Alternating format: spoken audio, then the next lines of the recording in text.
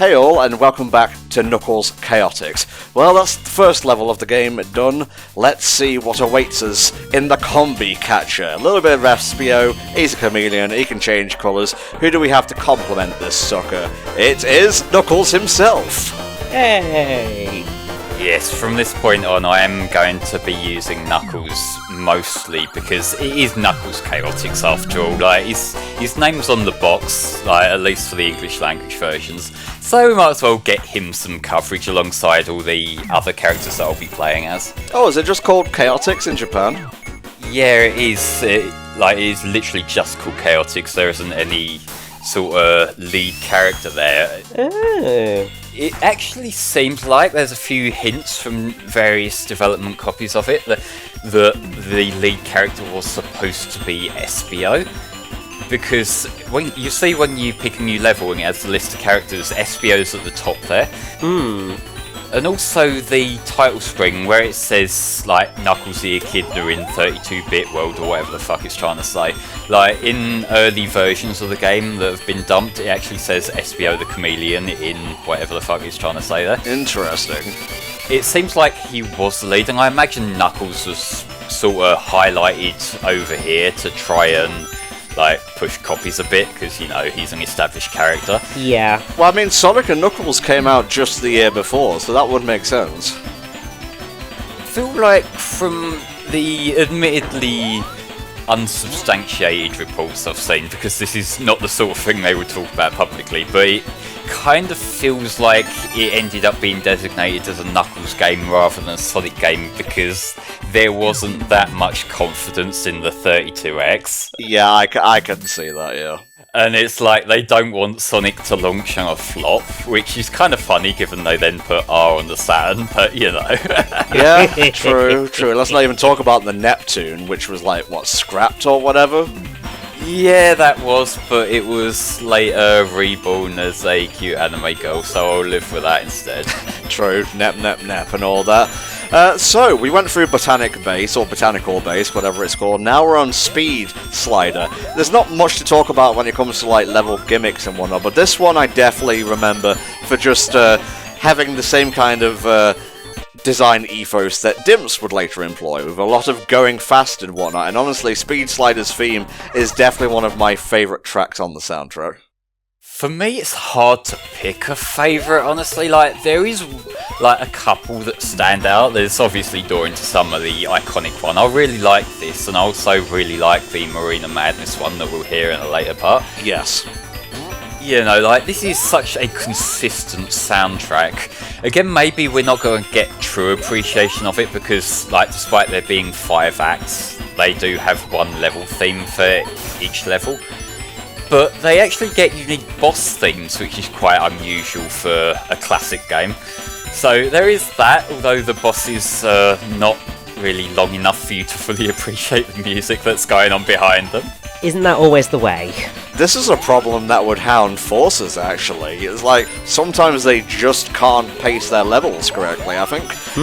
Unleashed got it right, I feel. Like, those 5-minute Sonic levels were basically perfect and facilitated going fast. Like, you were covering miles and miles worth of, like, terrain. They had to make miles and miles worth of level design, just, like, going forward and so on, but here it's like, the first level was under a minute, so, Yeah, that's what takes the sting off there being 5 acts for me a little bit. In the first couple are usually like a minute long, but I will say that I do agree with Unleashed being a good, like, length for levels there, and also in terms of difficulty, because like, I know this isn't the sort of thing that people with functioning brains or so would be able to relate to, but for me, I'll say that out of all the games that I've tried to perfect run levels for, that's the one that getting the good rundown always felt the most satisfying. Whereas, you know, just like spending a minute boosting through a Forces level without getting hit, that's piss easy. But having like a 5-minute level where there's loads of Twitch reactions and that, to be able to do that, that feels fucking good, you know? So basically what we're saying here is that really, if Sonic Team want to do well, they basically just need to do Sonic Unleashed again. yes! But maybe have more Sonic than Werehog in it. and make sure that sort of all the levels are about sort of that length, and then we should be good. Maybe if we could get up to 60 FPS, please, that'd be nice, rather than like 14. Dude, the fucking Xbox One X has only just gotten Unleashed HD to 30, alright? Let's not ask for miracles here. This is why it needs a fucking PC pool already. Oh, I don't disagree, mate. Can you imagine custom Unleashed levels? Oh god, it'd be beautiful. Well, I mean, that'd basically be what we've got with gens, but like, for me, it's the main principle of the fact that I don't like that a game with such ambition and such promise is locked to consoles that are beyond outdated now. Because, like, the fact that even on the Xbox Series X now, they've got it up to 60, when, like, you know, I have a PC with not even a modern graphics card, but like a few years old graphics card and a 144Hz monitor. Sonic at his best with Unleashed tier visuals going at 144 frames, that'd be beautiful. I need that. I could just die happy there, but yeah, we're talking about Unleashed a lot, but there is a thing that ties it back into Chaotix that Flame was talking about there, in that Unleashed hasn't been re-released on like a collection or anything since its debut, and granted there was like one or two things that Chaotix came out again on, but nothing on the tier of say a Mega or Gems collection, which, as Richie said, is a shame. I don't care if a game is mid, it's part of the history. I want to play it for myself, I want to decide if it's mid for myself, and you know, there's just a lot of good stuff in here hampered by dodgy game design that I don't want to like lose. Like great music, lovely aesthetics and whatnot, really cool special stages, even like just going through it once with this whole tag system is worth, I won't say the price of entry, but just entry in general. See, with this one, I would like this to be preserved as it is, obviously, but I think what this would really benefit from is a retro engine port like CD got. Yeah. Because, like, you can see that there are some rough edges to this that I would kind of like to be polished, even if you keep the more contentious gameplay element of the ring, because that's kind of the defining feature of it.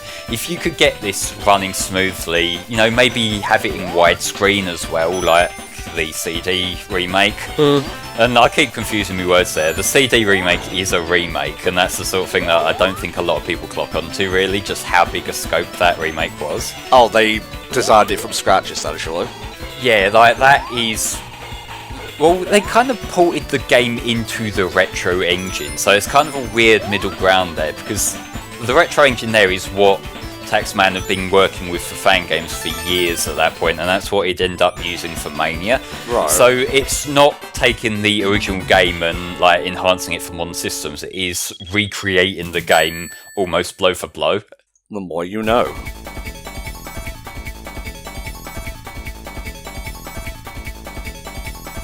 But yeah, I can see what you mean, and I think it's one of those interesting things usually is when you look at dealing with these sorts of issues, whether when you remake a game, whether you remake it spot on or whether you try and sort of fix the issues, and I don't know which is the right answer, to be fair. See, the thing where I usually stand is in terms of the market. You want to make the game the best you possibly can, so if that means fixing bugs, performance issues and whatnot, then you should do that for the version you sell. I do strongly stand behind the availability of emulation because that's important for preservation. Yes. And I feel that when it comes to preserving art, the original version should be kept as well as any enhancements, because Agreed. like even the shortcomings that happen either because of technical issues, because of development issues, anything that might be there, that is still part of the original art as it was originally presented. So if you're trying to resell a version now, then you should make it the best you possibly can now. But the emulation is important to keep the original versions alive as a kind of, almost a kind of like artifact of the time. You know, it's like in the same way you would preserve original copies of artwork, you would want to keep original copies of the game as well around. And that also goes with the fact that emulation is this very murky legal area, so it's unfortunate that we don't have officially emulated versions, because 32X emulation is a shit show. I will say that up front now. This took me a hell of a long time to get emulated this well, and there were still a few graphical issues that I had to do some clever editing around. So as it stands right now, the only way to accurately play the original release is on hardware, which will eventually break, will eventually become lost to time. So I would like for Sega to, even if it's just an in-house thing they keep around should it be needed, I would like the original version to be around somewhere, you know? Yeah, it's a shame, especially with what Sony did recently of delisting all their, like, what was it, PS2 free PSP and Vita titles? Like everything from the original PS3 store, yeah, they're taking that away. I think it's either end of May, start of June, that sort of time, and that is...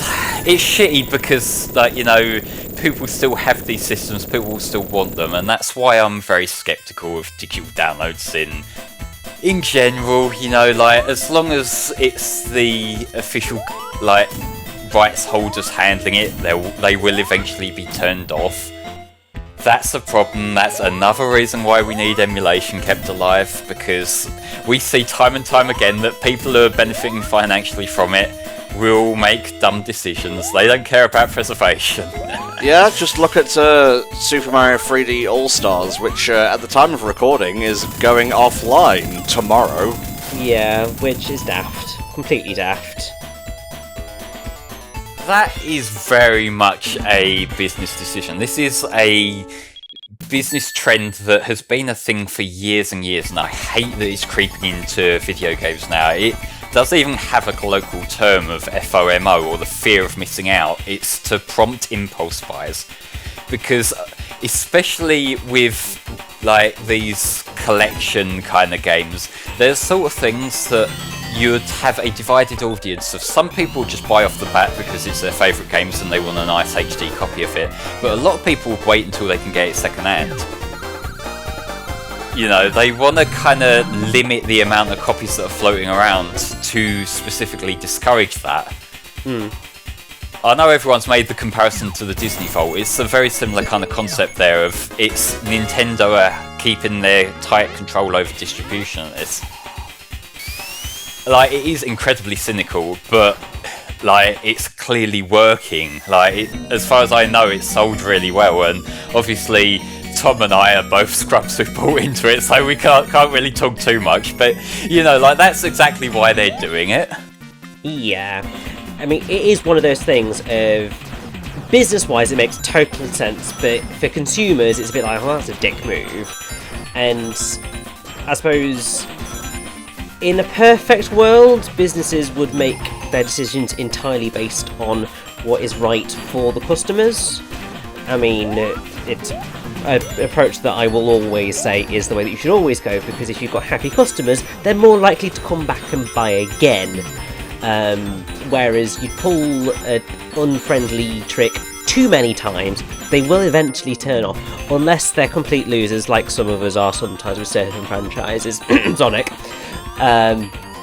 where we'll just come back no matter what, at which point, you know, they can do whatever the bloody hell they like. But generally, with the general public, they will switch off eventually if they are fed up. So it's a dangerous game, and it shouldn't be played, but it is. Unfortunately, the whole, like, if you want to keep your customers around, you've got to play nice for them, that only really works for small and mid-tier businesses. Yeah. Because, like, even if every one of us plebs who's made a fucking, like, YouTube video about how much we hate, like, what they're doing, and we've tweeted about it, even if every one of us were to just stop buying it, that would not even be the slightest little dent on fucking Mario profits, you know? Yeah. And so, yeah, that's pretty much where we stand, but I do need to talk about Amazing Arena. the biggest fucking misnomer in the fucking game. This level is fucking shit.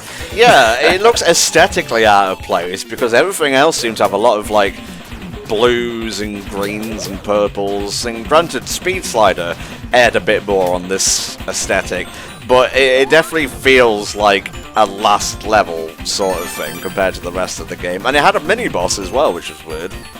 Yeah, it does have a mini-boss in some of the levels. That's the only time I'm showing it off, because it is possible to skip some of them, so I will be doing the mini-boss skips. But the reason why I dislike it is the level design is even more of a clusterfuck than the others, because it specifically is designed as a maze. And what you have to do, you have to go and turn the lights on before you can beat the level. Ooh. If you get to the end without turning the lights on, pressing that switch that I pressed in each of the acts, then it will just send you back to the start of the act and you have to do it again. So there's that, which I know this is almost a cliche sort of criticism now, but that's not Sonic. That kind of goes against the spirit of what I want from Sonic or a Sonic-like game. Even this game, which kind of has the wonky flinging mechanic, there's very much a sort of spirit of keep going, you want to go fast, and with levels like Speed Slider that sort of push you along, that's the sort of thing that the game sets you up for. So to then have to go and look for something and then go clear the level, that kind of takes me out of it a little bit. Yeah, so we have Charmy B here. He's a prominent character in modern times, or at least he was like 5 or so years ago. He was in Generations and whatnot, and obviously his ability here, which kind of breaks the level design a lot actually, is to just fly you up, which is quite amazing. But question, Flame, what game did Charmy originate in? I'm pretty sure in terms of games, it's this. I'm not sure, like, I think he had cameos somewhere. This is the sort of thing that I vaguely recall reading that he was in something else, so, yeah, citation needed, I guess, but... Well, he originated in general in a Japanese manga. That's it, yeah. Let's have a look. I believe it's Shogaku Ninensai Stories by Sango Morimoto. He's a small anthropomorphic bee. And he lives inside the time box, essentially. Charmy got himself into a coma inside the time box, and so on and so forth. But, yeah, there you go, and boom, that's where Charmy comes from. These guys have much earlier origins than you might realise, especially Mighty. Yeah, but Tom, I do have one question about that, though. Yes. What's the top secret disc? What is a top secret disc? You're absolutely right. See, Charmy during the 4Kids era always stood out to me because he has the same voice as Max from Pokemon, and it's like the exact same performance. Yeah, so Charmy came from a manga in 92. Mighty came from Sega Sonic the Hedgehog in 93, actually. I don't even know if SBO and Vector came from earlier stuff. Actually, Vector was part of Sonic's band in Sonic 1, wasn't he? In early versions of one of the early games, yeah, he was part of Sonic's band. I don't think they ever finalised the design. I think he was a more generic crocodile. Yeah, let's have a look here. Sharps the Parakeet on guitar, Mac the Rabbit on drummer, Max the Monkey on bass, and Vector the Crocodile on keyboards, of all things. Ooh. That makes no sense considering all the drumming he does later on in his life. Well, he's a singer in the Heroes version, isn't he? That's true. Doesn't he play a keyboard in that one mission in Generations? He might do. I will admit, with that particular mission, I'm always more distracted by the music notes flying at me before I can possibly react to the fucking things. Mm-hmm. That's arguably my least favourite mission in the game. I'm ready to be done with this level, quite frankly. Oh, don't worry, we've got 6 minutes of it. Well, I gave you the trivia of Charmy, Vector, and Mighty. I gave you everything else. I bared my soul. What is there left to speak of for Knuckles Chaotix on the Sega 32X? Well, you know, you agreed to this. This is what you got to put up with. True. I guess we could talk about the 32X in general. Did you have one growing up, Flame?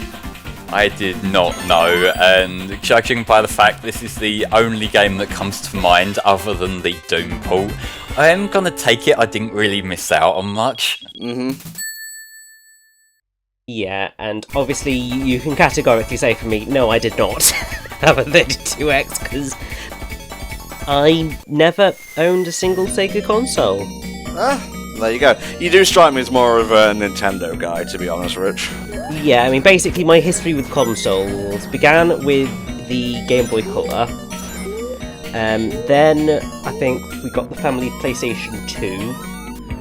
And then it was basically Nintendo all the way until Xbox 360. Which I got specifically because I wanted to play Sonic Unleashed. Oh, well. Version. There you go.